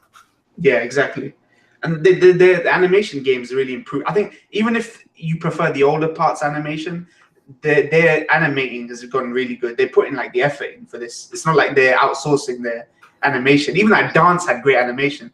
Usually you don't really need to put like crazy amounts of good animation for that dance, but the fact they did, it kind of shows you that they're gonna fully commit to this one. So I think that's good. Do you think we'll get a spin-off series in between part 5 and 6? To essentially buy them time for part 6. I hope they could do something like that, but I don't think so. Because you see, if you think about it, all the parts, like, there's been just a wait. You have to wait. Like, from people were thinking part 5 would never come. You know what I mean? Part 5 never and whatnot. How many years was it? How many years was it since, like, part 4 finished that part 5 didn't air? 3 years, I think. 3 years. Yeah, 3 years. Yeah. So that's the longest I believe it's ever been. right? Because usually it would be year by year, was it? Yeah. Part 2 I would mean, go then part it's 3. not really that long though. I don't want to say 3 years is that long considering it's 39 episodes, I think. So it's not, that drastically long because usually, the seasonals, they come out once a year or whatnot, but only 12 episodes. Yeah, I mean, Attack on Titan was what, 4 years? People waiting between Yeah. seasons. Yeah. Yeah, and with Attack on Titan. Oh, sorry about that, Grease. No, it's go ahead. The thing I was gonna say, like the thing with Attack on Titan, the thing I love about like the JoJo community and whatnot is the fact that JoJo like it hasn't aired for a while, 3 years, but it comes back and everyone's still here, full force, waiting for it, full throttle. But when it came to Attack on Titan, we can say that the community kind of is like it's split a little bit because Attack on Titan used to be more popular. It got a lot of people into anime. I've heard it everywhere. Like the hype it was for it, the movies, all of that. It's not the same. It's not the same after 4 years. It's not the same. Yeah, it's not. A lot of people dropped off this season. I know we're going off on a tangent, but yeah, a lot of people dropped off this season of Attack on Titan. I think because they just want more Titan, right? What they remember. And then when it came back, it was like... Well, I almost want to... Sorry, say that again. I was gonna say if you I think that's the difference between Attack on Titan and JoJo's. There's like Attack on Titan has a huge following, but when it became as big as it did, I don't think any series has ever gotten to the heights that Attack on Titan achieved when it was airing. Because it was like in car commercials, like in Japan, it was everywhere. But like that was a wave that they needed to ride. For JoJo's, it's more of like a cult fan base that no matter how long you make them wait, they're just happy that they eventually get it. Yeah, and they're more standalone. Each season is more standalone for JoJo as well. Like I think you can, that's exactly what I was just about to say. That Attack on Titan, with the actual anime, people are waiting for a continuation of the story. Whereas with JoJo, it's almost like here, blank slate, start again from the beginning, have some fun. Yeah, I don't think people view it that way though. Yeah, I have to disagree because I think I've seen so many people say, so for example, like this part is my favorite part, but I hate this part, and I don't like this part, but this part is great. So I think people do view it as parts rather than a continuation of a story. Yeah, and somebody was saying like they wish that JoJo got the mainstream success, right? That the other shonens get. What is it that holds JoJo back? Like, look at all of us, right? We all have different tastes in anime. It's not like we all agree with each other, right? Like when we're all yes men saying, "Oh, JoJo's amazing." We all have our taste, but what is it that still holds JoJo back? Because I know how popular this season is, like with the fans watching us and the views and all that, but it still doesn't seem to hold a candle, like in the broader sense, to One Piece, Boruto's, Black Clover's. Like, what is it about JoJo that puts people off? You think even now, like, even stereotype. You look at anyone that starts JoJo. What is the first thing that they have in mind besides the art style? What is the first thing that comes to mind when you think JoJo? A lot of people just go, it looks gay. Like that's all I see. Exactly. People writing about it. Yeah, but I don't see it. Yeah, that's you see, exactly I feel like I don't know what holds JoJo back, honestly, because I feel like I've got a couple friends into JoJo. I told them just check it out. It's not bad. It's not bad at all. It's not homophobic or anything like that. Just watch it. You're gonna love it. And they watched it and they're like, oh my gosh, this show's so good. And they always tell me about it. Now they're also into it. Like, you know what I mean? Telling me all this stuff like, oh my gosh, Dio. Oh my gosh, this. And I'm like, man, I already seen that years ago, man. Don't stop talking to me about it. You know what I mean? Yeah, so, but it's so many parts in, right? Like Khan started JoJo part 1, right? And he's doing FMAB and Gintama as well, and he likes FMAB, he likes Gintama, but he's having trouble with JoJo part 1, which I think is probably the least gay, like you could say the least gay looking. If we were to say that, right? The least gay looking. It's just slow. Part 1's just super slow, and it doesn't seem. When you first watch part 1, if you just take it in a vacuum, especially the first couple episodes. It's just the story of this dude being a jerk to this guy who's super nice. Danny dog. And I was like, this is drastic. What the hell is this? Rest in peace to Danny. Rest in peace, Danny. The best dog ever. Yeah, everyone in the chat, please. Rest in peace, Danny. Everyone in the chat, please. I pushed through because of how I'd heard how great of a series it was. That's the only reason why I initially got through those first few episodes of JoJo. I was like, this is really weird to me too. Like, the art's weird. The era's really old. They like something about being a true gentleman. I was like, what the hell is this? It was never uncomfortable for me to sit through. Like, it was never. I know it's slow paced, but I don't know what discomfort people have. You know, some people have visible discomfort watching a show. I don't know why part 1 has such a visible discomfort, because like we're like what 5 parts in now, and the manga's up to 8. So you think that the word of mouth would have spread by now, and the people would go, "Oh wow, this looks hype," and part 3 is the one that really put it on the map, right, for the West. So well, you also have to think, well, you can't really tell someone what JoJo is about. What are you going to tell them? Like, oh yeah, JoJo is about stands. Then they watch the first 2 seasons and they're like, what's a stand? And then you tell your friends, or you tell them it's about a mask, and then they get after like the second season, they're like, why is there suddenly a stand? You can't really quantify JoJo. It's just bizarre. Yeah, it's the standalone nature of this, because every part is so different from the last that you almost feel encouraged to skip. This is why that guy, what's that guy, Mother's Basement, that's been going around telling people you can skip 4 parts of JoJo, 4 parts of JoJo, because I'm starting to understand why he said that, because some people just can't sit through part 1 and part 2. Like, I've kind of realized that they're so standalone-ish, these parts, that there might be one part that is just really amazing to someone, and then other parts that, like, you know what, like, I just grit my teeth and sat through it just so I can get to the good stuff, right? But you have to watch it all, man. I think be patient with it. Yeah, definitely. Honestly, like, I never seen it like that, because I enjoyed part 1. Of course, part 1 is not going to be my favorite part of all. It's actually one of my least favorites out of all the parts, but it's just the buildup of everything. You know what I mean? Of course, just even meeting Jonathan and Dio. But all the other parts, to me, like, I enjoyed every single part 1 included. Just making my way up towards the journey. Maybe it's because I myself am someone who likes watching long animes, and just even like putting myself into the series and really, getting immersed with it. So I really loved, JoJo for that. Do you think these animes like do well, right? Ratings wise, these JoJo animes. Do you think there'll be a point where they just stop making JoJo anime adaptations? We were worried that part 5. I've heard they're doing exceptionally well. Yeah, They're definitely. doing really well. Yeah. Okay, that's good. Yeah.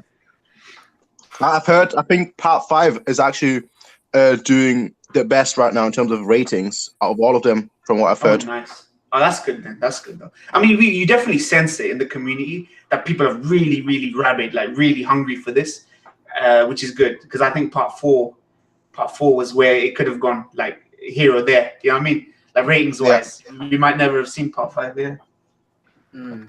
Yeah, I definitely feel like the ratings is going well. Yeah, but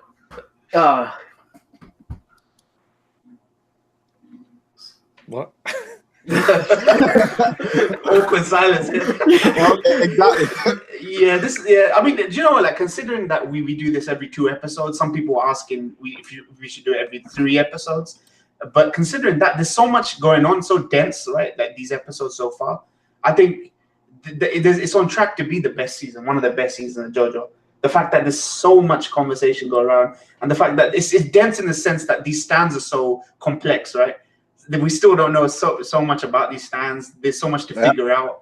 So I think we can talk a lot more. I mean, if we were to sit here and do a podcast after 2 episodes of part 1, can you imagine how short that conversation would be? Like, you know what? Contrary to what you two was, contrary to all of you are saying, I actually didn't think part 1 was necessarily slow. I just didn't think it really explored much until like the later half. Like the first half was more so about the characters, and the second half was more so about the world. I guess the world building came later.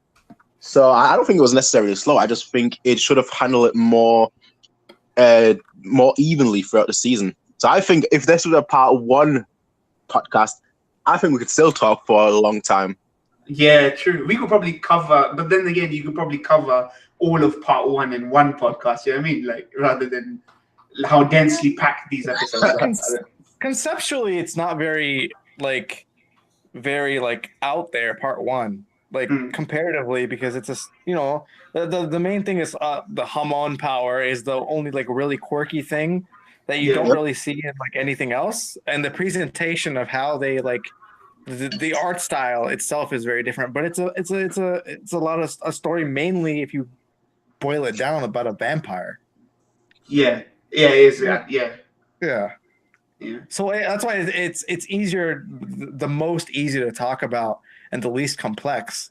And it's probably something that people like, it's like, oh, this is just a vampire story. Maybe that's why.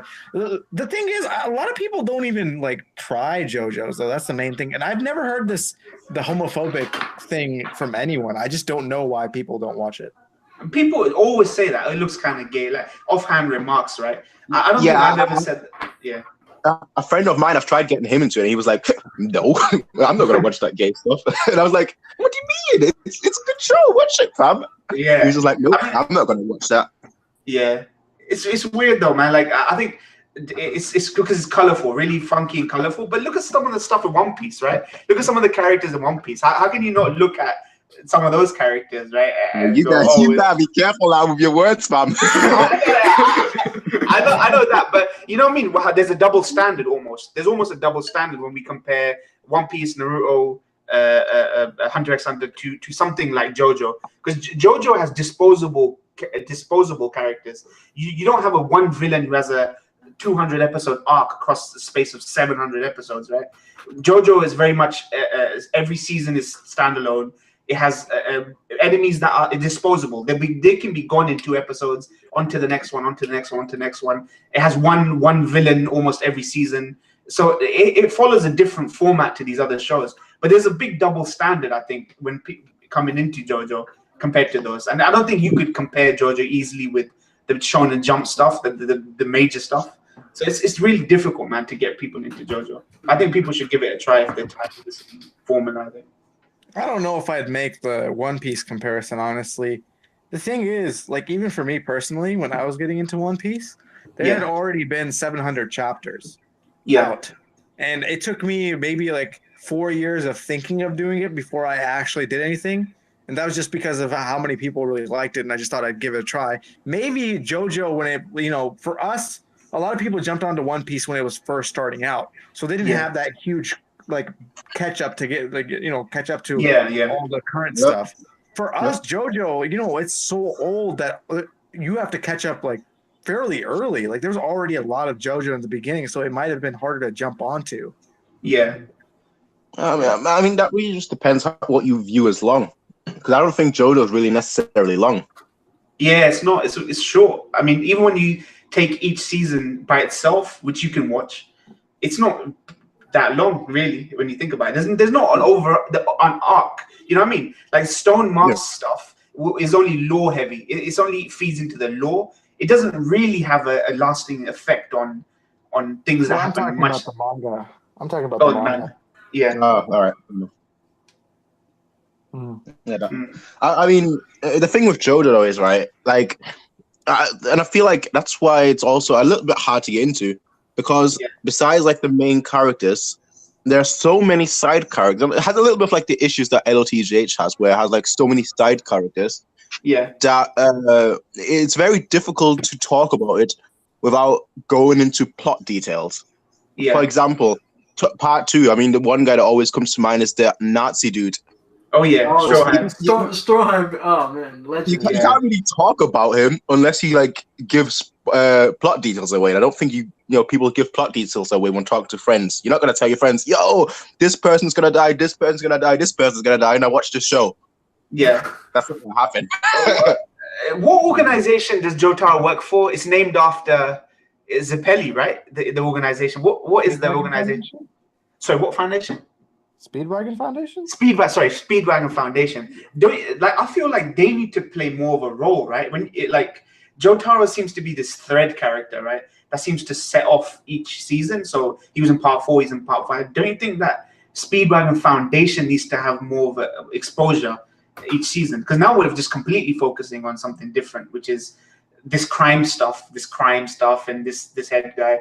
I hope for this season that, like we were saying last time, that the lore moves more into this show. So the arrows, maybe even more involvement from Speedwagon Foundation, because now stands are like proliferated all around the planet now. Now it's like a big problem, right? So you'd think that Speedwagon Foundation would have more of a boots on the ground, not just Koichi coming saying, "Oh, Giorno's good, let's fuck off back to this country. Let's go to the Middle East and see what's going on over there." right? With some people with Standby. I feel that they should have more of a role. I think, like more of a thread or throwback to those stuff.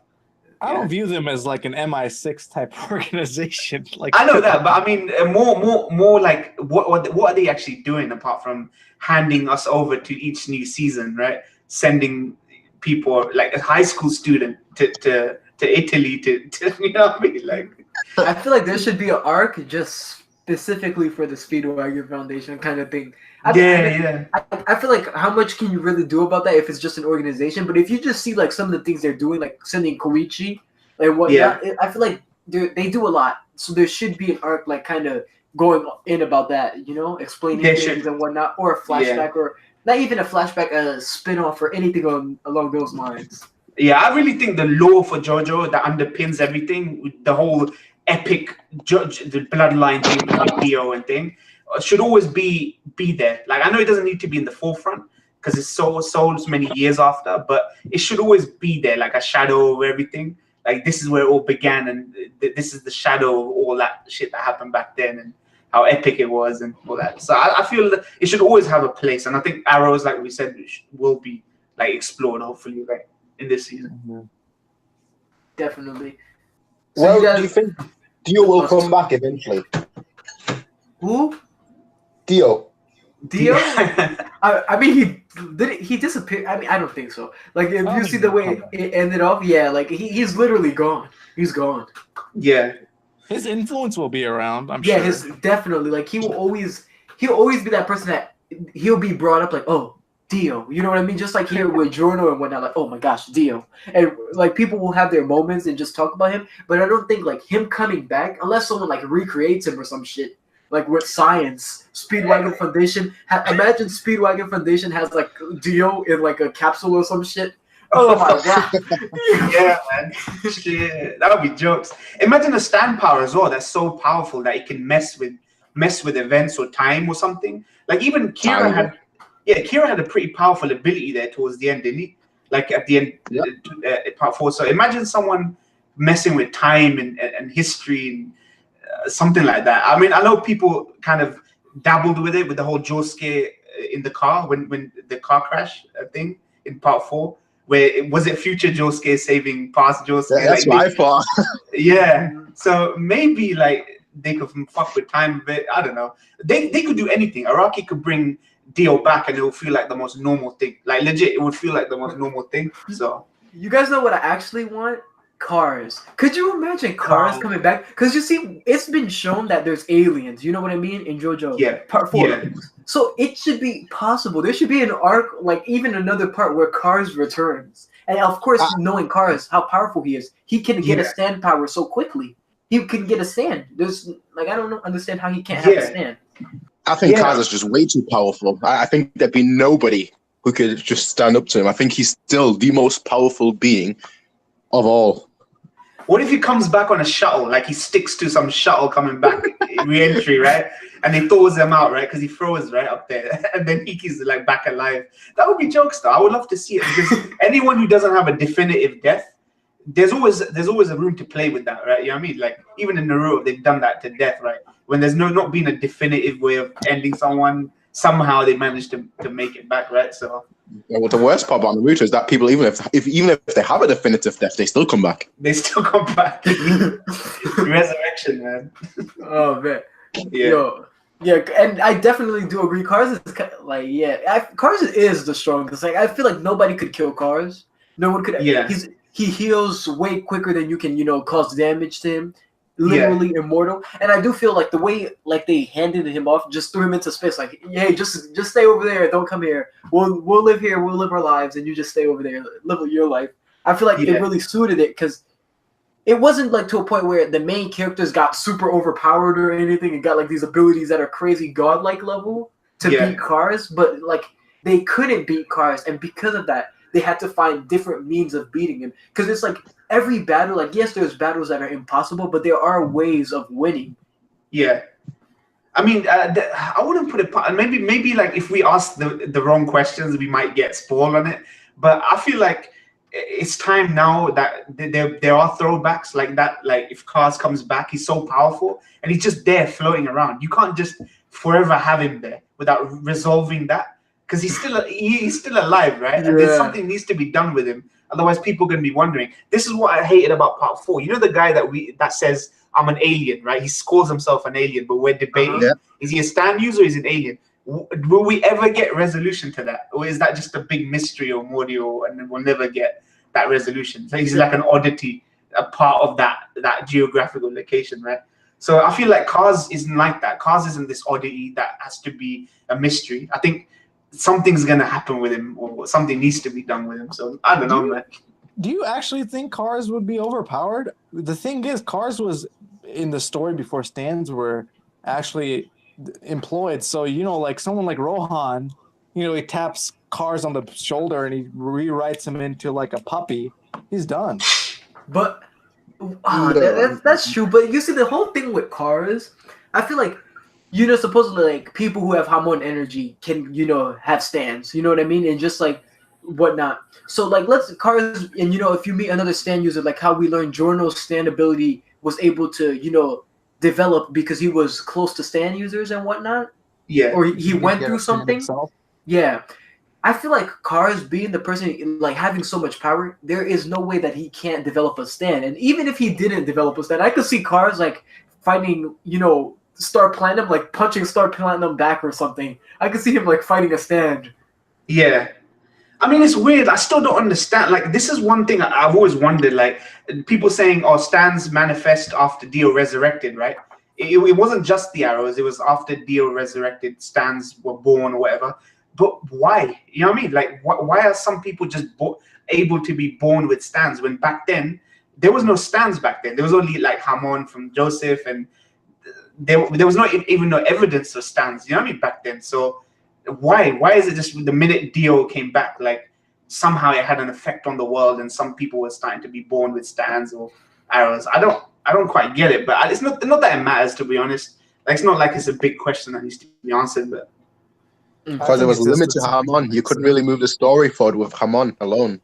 Yeah, it was probably one of the most simplistic powers, wasn't it? Like Hamon was. It was funny. Yeah. Oh man. Yeah. Back to those days. I remember like when I was watching, I was so into Hamon energy, trying to learn about it. Then I make it to part 2. They're like, "There's no more Hamon energy, Ken. All that stuff you learned, forget about it." I was like, "Really? Forget about it? Come on, man. 2 parts. Forget about it? Okay." And I just forgot about it, and I'm into stands, and I'm like, "Wow, this is interesting." And it kind of raises like the question: are stands going to be like? What happens going forward to the is stands, because Araki likes to change a lot, so is it just always going to be stands kind of thing, or I do hope it is. Yeah, it has to, because there's a reason why you went to stands, and I feel like the reason why you went to the stand format is because it is almost limitless. The potential is just there. You can do whatever you want. Mm-hmm.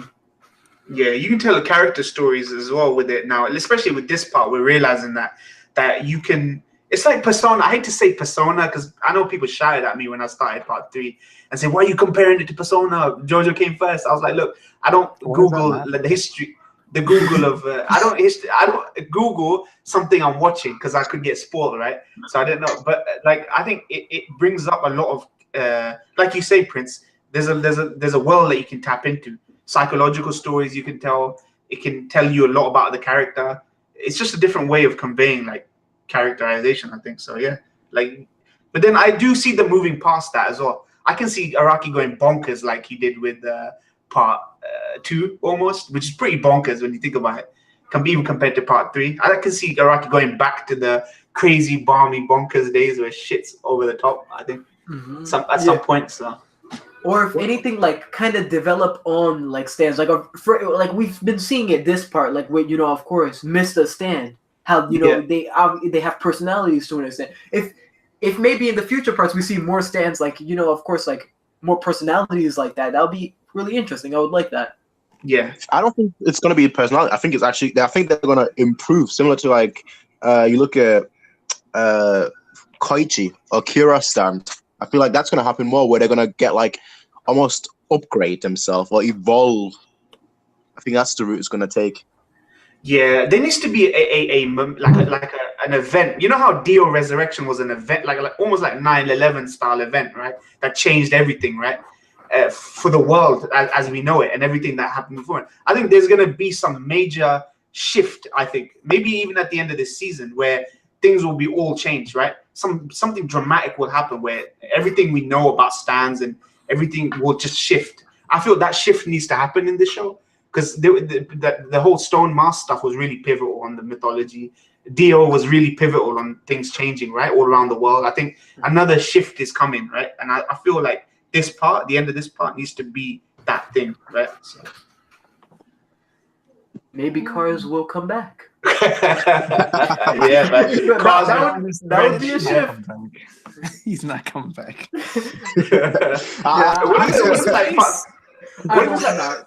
Final Fantasy VII, where Genova comes back, right? Genova crash lands into like the FF7 planet, and everyone's using the cells, right? Like Mako cells, but instead just use Cars cells to create car cells. Yeah, car cells. I mean, they're already doing that with Dio. Dio's manifesting all the fan people all over the place. Yeah. Instead of him coming back, what I think is going to happen, we're going to get like an arc set in the future, and then like somebody is going to, space travel and whatnot, and accidentally the first person to really space travel is going to find Cars or something. Yeah.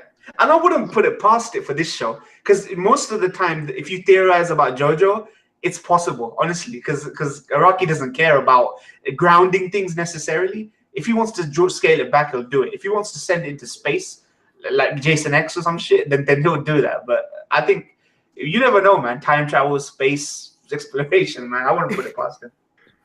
Oh man, yeah. I just know that there's a part that has horses that are important. Have one that takes place in the Wild West, right? Cowboys and Indians, and stand powers and shit. Now, I really want to get to Steel Ball Run because everyone really talks about that one. Same.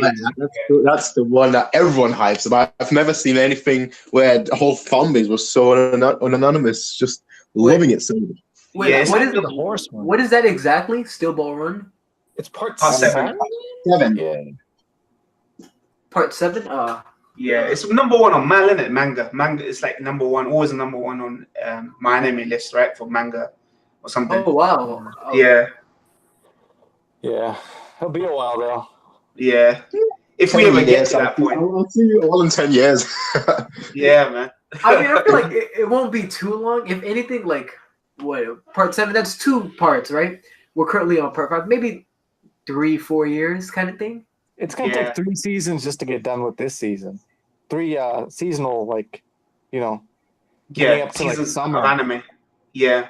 So definitely like 5 years, 6 years. Do you think you'll still be watching anime by the time 7 comes out? You think life will have gone? If anything, I'll come back to anime just to watch part 7. Then I'll probably leave. I'll leave again, kind of thing. Yeah. The return of the JoJo podcast. Yeah. When we're like 60, 70 years old, we can like return to watch like a future JoJo part. I mean, I've already made my mind up. I'm going to stay on YouTube for as long as One Piece lasts. So that's my thing. Oh, you got like another 7 years. Not getting off of it, then. Yeah, honestly, I believe like even when I pass away, One Piece will still be airing. I just want to finish it. Guys. Yeah, there'll be a spin-off of One Piece by that time, man. Like guaranteed. Like they want to. Yeah. Just let me finish it, Oda, please. Yeah. Hunter needs to come back by then. I will be 70 by the time Hunter anime. I think One Piece will end before Hunter comes back. I can see that happen. Yeah. Fuck, man. What is it about? Like, I know he's slow with his chapters and stuff, but I'm sure people are eager to adapt his work, man. Like, it's like Bleach and Hunter, man. Like, both of them. You just mentioned Bleach. Bleach, honestly, I don't think Bleach has a chance of being anime, but Hunter really doesn't right now because the arc that's going on right now. Yeah. Let me just say this without us going into too much detail. It wouldn't be animated yet. It couldn't be animated yet. Yeah. It's not enough. They don't care about fucking up Berserk and TG, so I don't know why studios have like he's got untouchable status, right? His manga chapters for adapting, you know what I mean? Like it's weird. Yeah. Berserk could honestly be one of the best things in anime. Tokyo Ghoul and Berserk, it's sad. It's really sad. Yeah.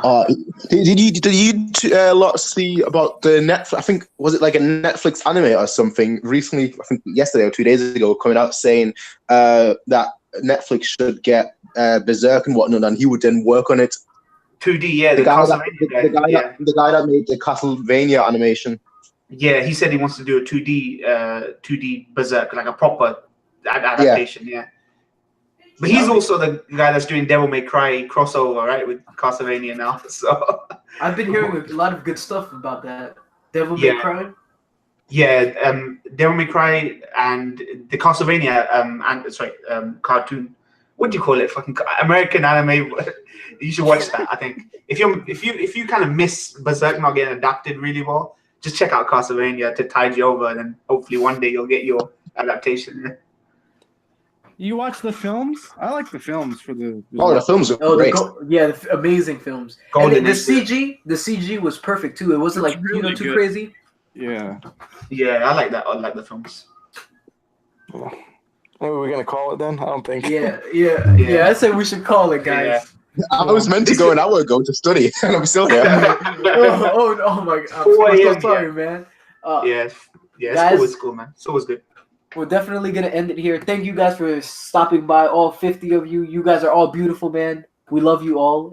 I mean, I love you all. I can't speak for everyone. Maybe some people don't love you. I like you, though. we love you all. I don't know you like that. You guys have anything you want to say to the people before we leave? I'll just JoJo is a one-in-a-lifetime event. It's a one-in-a-lifetime event once every year or once every few years. So you know what? Let's just have fun and enjoy it. Very wise words from Prince. I'll just go. Yeah, thank you guys for watching, man. I think I like the JoJo community. In the past couple of years, you in the Gintama crowd have been really, really supportive and good. I just recommend JoJo to more people. Like, keep pushing them, pestering them to check out JoJo, and hopefully we'll get it to be as popular as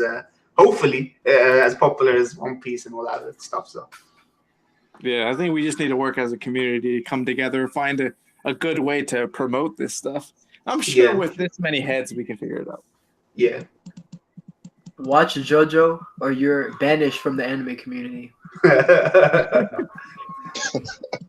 Thank you for watching, guys. Peace out.